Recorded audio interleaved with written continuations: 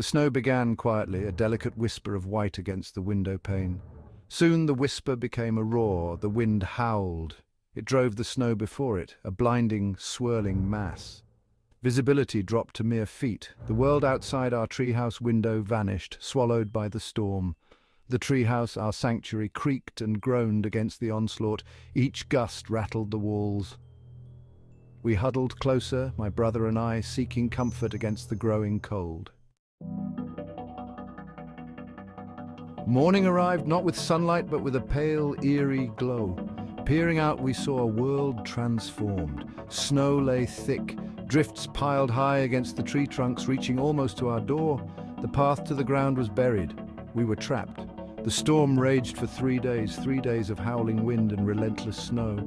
3 days cut off from the world. We heard nothing from our parents. No cars could move on the buried roads. Even the school bus, a familiar yellow beast, was silenced. The power went out on the second day. The lights sputtered, flickered, then died. The silence that followed was heavy, oppressive.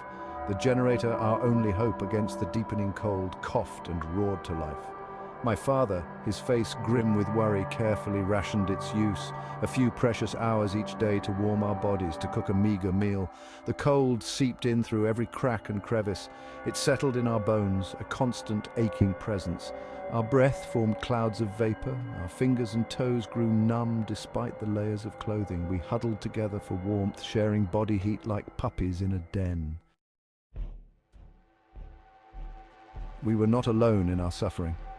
The radio, crackling with static, told tales of hardship across the region. Roads were impassable, emergency services overwhelmed, struggled to reach those in desperate need. The council, it seemed, was nowhere to be found. No snowplows came to clear the streets. No help arrived for those trapped in their homes.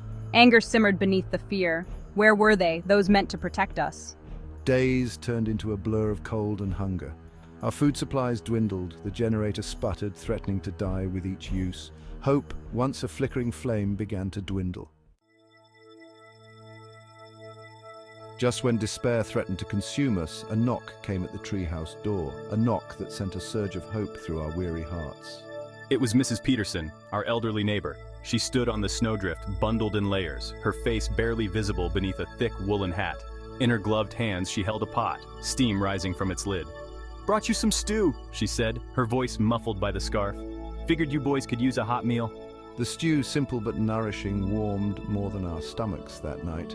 It warmed our spirits, reminding us that even in the darkest of times, kindness and compassion could prevail. The snowstorm eventually passed. The sun, a pale ghost behind the retreating clouds, brought with it the promise of melting and renewal. We emerged from our treehouse, blinking in the unfamiliar light, forever changed by the experience. We had faced the fury of nature and emerged, if not unscathed, then unbroken. We had learned the true meaning of resilience, the importance of community, the power of hope. Have you ever faced your own personal blizzard? Share your stories of survival, of resilience, of the kindness that blooms even in the coldest of times. Like, comment, likes, and subscribe for more tales of adventure and the human spirit.